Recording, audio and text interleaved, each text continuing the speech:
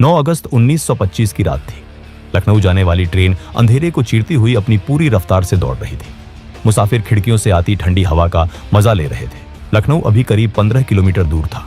तभी बोगी के अंदर एक इशारा हुआ। एक बड़ी मूंछों वाले शख्स ने अपनी सीट से इशारा किया और तभी टोपी पहने एक दूसरे आदमी ने फुर्ती से उठकर ट्रेन की इमरजेंसी चेन खींच दी। लोहे के पहिए पटरियों पर घिसटे और एक तेज कान फोड़ देने वाली आवाज के साथ गाड़ी की रफ्तार थमने लगी। यात्रियों को कुछ समझ आता। उससे पहले ही अलग अलग सीटों पर बैठे 10 लोग अचानक खड़े हो गए। उनके हाथों में पिस्तौलें तनी हुई थी। पूरे डिब्बे में सन्नाटा छा गया। तभी एक कड़क आवाज गूंजी, खबरदार, कोई अपनी जगह से नहीं हिलेगा। यात्रियों को लगा कि ये कोई डकैत है, लेकिन ये कोई मामूली अपराधी नहीं थे। ये वो जाबाज क्रांतिकारी थे जो अपने निजी फायदे के लिए नहीं बल्कि देश को आजाद कराने के लिए हथियार उठा रहे थे। ये चोरी नहीं थी, ये ऐलान ए जंग था। ये था द काकोरी ट्रेन एक्शन। साल 1920 तक अंग्रेजों का अत्याचार अपनी हदें पार कर चुका था। 1919 में वे रॉलेट एक्ट जैसा काला कानून लाए, जिसके तहत किसी को भी बिना सबूत सिर्फ शक के आधार पर जेल में डाला जा सकता था। जब लोगों ने इसका शांतिपूर्ण विरोध किया तो 13 अप्रैल 1919 को अमृतसर के जलियांवाला बाग में अंग्रेजों ने निहत्थे लोगों पर अंधाधुंध गोलियां चलवा दी। इसमें हजारों मासूमों की जान गई। इस क्रूरता ने हर भारतीय का खून खौला दिया। अब लोगों के दिलों में गुलामी के खिलाफ गुस्सा था और वे अंग्रेजों को ये बता देना चाहते थे कि भारत उनका नहीं बल्कि भारतीयों का है। 1920 में गांधी जी ने अंग्रेजों की कमर तोड़ने के लिए नॉन कोऑपरेशन मूवमेंट शुरू किया। उनका मकसद शांति से अंग्रेजों का सहयोग बंद करना था ताकि उनका मुनाफा खत्म हो जाए। इस अपील का जबरदस्त असर हुआ। छात्रों ने स्कूल कॉलेज, वकीलों ने कोर्ट और लोगों ने विदेशी सामान और सरकारी नौकरियां छोड़ दी। यहां तक कि क्रांतिकारी भी गांधी जी के साथ हो लिए। लेकिन 4 फरवरी 1922 को चौरी चौरा की एक घटना ने सब बदल दिया। पुलिस फायरिंग से भड़की भीड़ ने थाने में आग लगा दी, जिसमें 22 पुलिस वाले मारे गए। गांधी जी हिंसा के सख्त खिलाफ थे। उन्होंने तुरंत आंदोलन रोक लिया। यह फैसला देश के हजारों नौजवानों के लिए किसी सदमे से कम नहीं था। सोचिए उस युवा के बारे में जिसने देश के लिए अपना सब कुछ छोड़ दिया था और अचानक उसे कहा जाए कि वापस घर जाओ, आंदोलन खत्म। उन्हें लगा कि उनके जज्बातों के साथ धोखा हुआ है। उन्हें लगा कि सिर्फ अहिंसा से अंग्रेजों को नहीं भगाया जा सकता। उन्हें अब एक नए रास्ते की तलाश थी और वो रास्ता था सशस्त्र क्रांति का। इसी हताशा और गुस्से के बीच जन्म हुआ HRA, हिंदुस्तान रिपब्लिकन एसोसिएशन का। 1924 में कानपुर में राम प्रसाद बिस्मिल, अशफाक उल्लाह खान, सचिंद्रनाथ बख्शी, सचिंद्रनाथ सान्याल और योगेश चंद्र चैटर्जी जैसे क्रांतिकारियों ने इसकी नींव रखी। इनका सपना सिर्फ अंग्रेजों को भगाना नहीं था बल्कि भारत में एक संघीय गणतंत्र बनाना था जहां अमीरी गरीबी का फर्क ना हो। लेकिन क्रांति के लिए सिर्फ जज्बा काफी नहीं होता, उसके लिए चाहिए होता है पैसा और हथियार। और यही से शुरू होती है काकोरी की असल कहानी। HRA को अपनी क्रांति जारी रखने के लिए पैसों की सख्त जरूरत थी। उन्हें हथियार खरीदने थे, खास तौर पर जर्मन माउजर पिस्तौलें जो उस समय की बेहतरीन गन मानी जाती थी। एक दिन शाहजहांपुर से लखनऊ जाते वक्त राम प्रसाद बिस्मिल ने देखा कि स्टेशन मास्टर ने गार्ड को पैसों का एक थैला दिया, जिसे एक लोहे के संदूक में रखा गया। ये अंग्रेजों द्वारा भारतीयों से वसूला गया टैक्स का पैसा था। बिस्मिल ने गौर किया कि उस भारी संदूक में ना तो कोई ताला था और ना ही जंजीर। ये देखकर उन्होंने तुरंत फैसला कर लिया कि अब पैसों के लिए अपने देशवासियों को नहीं बल्कि अंग्रेजों के इसी सरकारी खजाने को लूटा जाएगा। बिस्मिल ने ट्रेन के आने जाने का समय और बाकी जानकारी इकट्ठा कर अपनी रणनीति पक्की की। फिर शाहजहांपुर में HRA के भरोसेमंद साथियों की एक मीटिंग बुलाई। वहां उन्होंने प्लान बताया। हमें शाहजहांपुर से लखनऊ जाने वाली 8 डाउन ट्रेन को लूटना है। काकोरी के पास चेन खींचकर ट्रेन रोकेंगे और गार्ड के डिब्बे से सरकारी खजाना अपने कब्जे में लेंगे। इस मीटिंग में बैठे चंद्रशेखर आजाद ने जब पूछा कि अगर ट्रेन नहीं रुकी तो क्या होगा, तो बिस्मिल ने कहा कि हम अलग अलग डिब्बों में होंगे। अगर एक जगह से चेन काम ना करे तो दूसरी टीम चेन खींच देगी। अशफाक उल्लाह खान ने इस प्लान का समर्थन तो किया, लेकिन एक शर्त रखी कि हम खजाना जरूर लूटेंगे पर किसी भी बेकसूर हिंदुस्तानी की जान नहीं जानी चाहिए। बिस्मिल को अपने दोस्त की ये बात बहुत पसंद आई। इसके बाद उन्होंने इस मिशन के लिए कुल 10 जाबाजों की टीम तैयार की। इस टीम में थे राम प्रसाद बिस्मिल, अशफाक उल्लाह खान, चंद्रशेखर आजाद, राजेंद्र लाहिड़ी, सचिंद्र बख्शी, केशव चक्रवर्ती, मनमथ नाथ गुप्त, मुकुंदी लाल, मुरारी लाल खन्ना और बनवारी लाल। काकोरी एक्शन का असली प्लान 8 अगस्त 1925 के लिए बना था। क्रांतिकारी पूरी तैयारी के साथ स्टेशन पर पहुंचे भी थे, लेकिन उस दिन किस्मत ने साथ नहीं दिया। अंग्रेज सरकार की ट्रेनें वैसे तो हमेशा लेट होती थी, लेकिन उस दिन ट्रेन वक्त से पहले आ गई, इसलिए प्लान फेल हो गया। लेकिन उन्होंने हार नहीं मानी। उन्होंने तय किया कि अगले दिन यानी 9 अगस्त को ये काम हर हाल में पूरा होगा।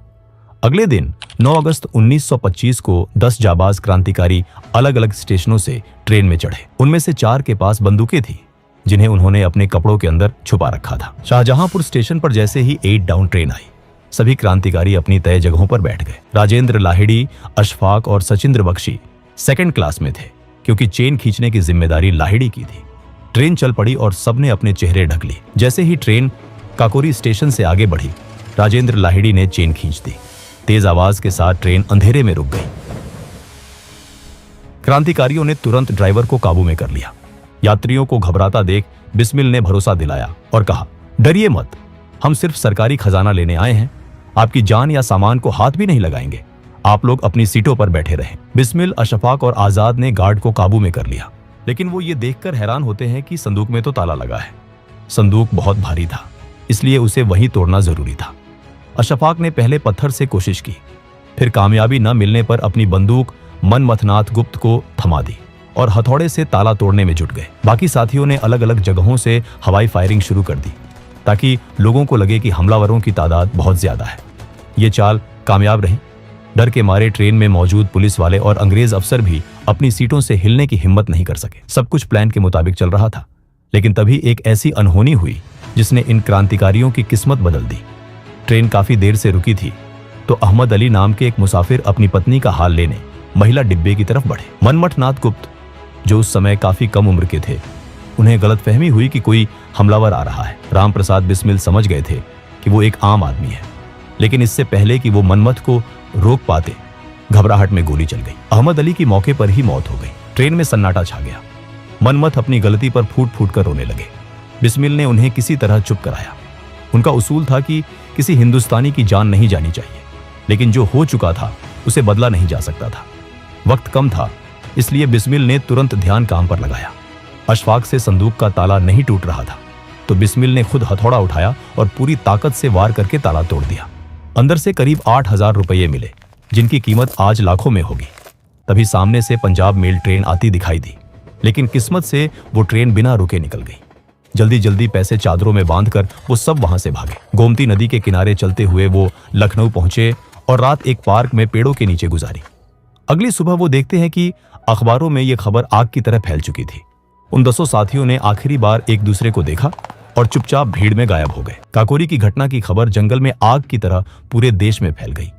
लोगों को सबसे अच्छी बात यह लगी कि क्रांतिकारियों ने सरकारी खजाने के अलावा किसी आम मुसाफिर का एक पैसा भी नहीं छुआ था। ये अंग्रेजों के लिए सिर्फ धन की हानि नहीं थी, बल्कि उनकी सत्ता पर एक करारा तमाचा था। ब्रिटिश सरकार समझ गई थी कि अगर इन क्रांतिकारियों को तुरंत नहीं रोका गया तो बगावत की ये आग पूरे देश में फैल जाएगी। क्रांतिकारियों को लगा था कि उन्होंने पीछे कोई सबूत नहीं छोड़ा, लेकिन जल्दबाजी में एक चादर वहीं छूट गई। उस चादर पर धोबी का निशान लगा था। पुलिस उस निशान के जरिए शाहजहांपुर के धोबी तक पहुंची और वहां से पता चला कि वो चादर किसी और की नहीं, बल्कि राम प्रसाद बिस्मिल के घर की थी। सरकार ने तुरंत इनामों की घोषणा कर दी। बिस्मिल और उनके साथी अंडरग्राउंड हो गए, लेकिन पुलिस ने मुखबिरों का जाल बिछा दिया था। सितंबर 1925 से गिरफ्तारियों का सिलसिला शुरू हुआ। राम प्रसाद बिस्मिल 26 अक्टूबर को पकड़े गए।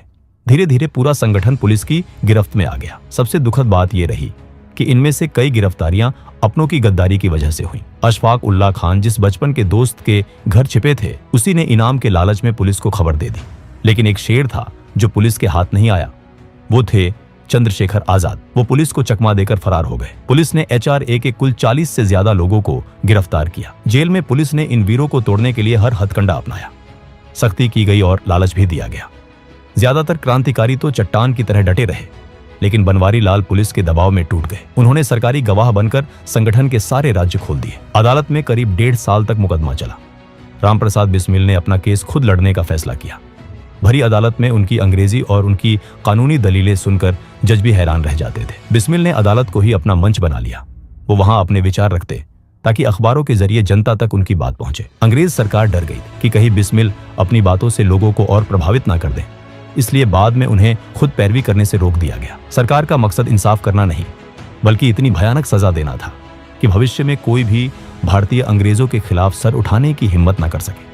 जुलाई 1927 में अदालत ने अपना फैसला सुनाया। 40 में से कुछ लोग रिहा हुए, लेकिन 4 मुख्य क्रांतिकारी राम प्रसाद बिस्मिल, अशफाक उल्लाह खान, राजेंद्र लाहिड़ी और रोशन सिंह को फांसी की सजा मिली। बाकी साथियों को काला पानी या लंबी कैद की सजा दी गई। देश भर में इसके खिलाफ प्रदर्शन हुए और रहम की अपील की गई, लेकिन अंग्रेजों को जनता में खौफ पैदा करना था, इसलिए उन्होंने सारी अपीलें ठुकरा दी। सजा सुनाए जाने के बाद और फांसी के बीच का जो वक्त था वो बहुत भावुक था। राम प्रसाद बिस्मिल एक कट्टर आर्य समाजी हिंदू थे और अशफाक उल्ला खान एक पक्के नमाजी मुसलमान, लेकिन इन दोनों की दोस्ती ने सांप्रदायिक सौहार्द की ऐसी मिसाल कायम की जो आज तक दी जाती है। बिस्मिल अक्सर मजाक में अशफाक से कहते थे, तुम तो मुसलमान हो, तुम्हें तो जन्नत में हुरें मिलेंगी, हमें क्या मिलेगा।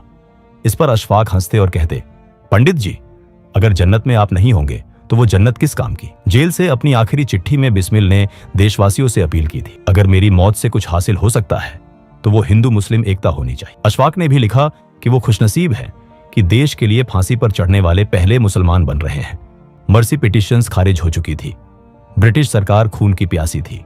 गांधी जी पर भी आरोप लगते हैं कि उन्होंने इन क्रांतिकारियों को बचाने के लिए उतना जोर नहीं लगाया जितना बाद में भगत सिंह के लिए या इरविन समझौते के समय लगाया था। दिसंबर 1927 का वो सर्द महीना आ गया। सरकार को डर था कि अगर सबको एक जगह फांसी दी गई तो जनता भड़क सकती है, इसलिए सबको अलग अलग जेलों में भेजा गया।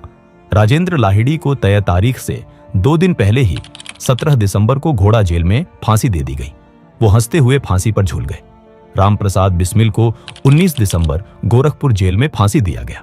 जब जल्लाद ने पूछा कोई आखिरी ख्वाहिश, तो वो बोले, मैं ब्रिटिश साम्राज्य का विनाश चाहता हूं। फिर जोर से वंदे मातरम और जय हिंद का नारा लगाकर फंदे को चूम लिया। अशफाक उल्ला खान को 19 दिसंबर फैजाबाद जेल में फांसी दी गई। इन फांसियों ने आंदोलन को खत्म नहीं किया, बल्कि उसमें घी डाल दिया।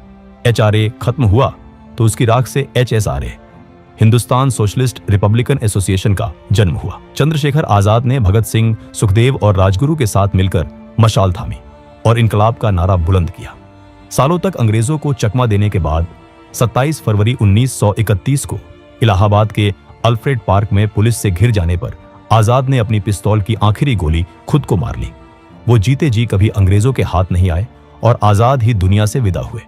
काकोरी एक्शन आजादी की लड़ाई का वो मील का पत्थर साबित हुआ जिसने अंग्रेजी हुकूमत की जड़ें हिला दी थी। आज काकोरी का शहीद स्मारक हमें याद दिलाता है कि 1947 की आजादी की नींव इन वीरों के बलिदान पर ही टिकी है। दोस्तों, अगर वीडियो पसंद आया हो तो वीडियो को एक लाइक जरूर करें और चैनल को भी सब्सक्राइब जरूर करें। हम ऐसे ही वीडियो हर हफ्ते लाते रहेंगे। तब तक के लिए जय हिंद।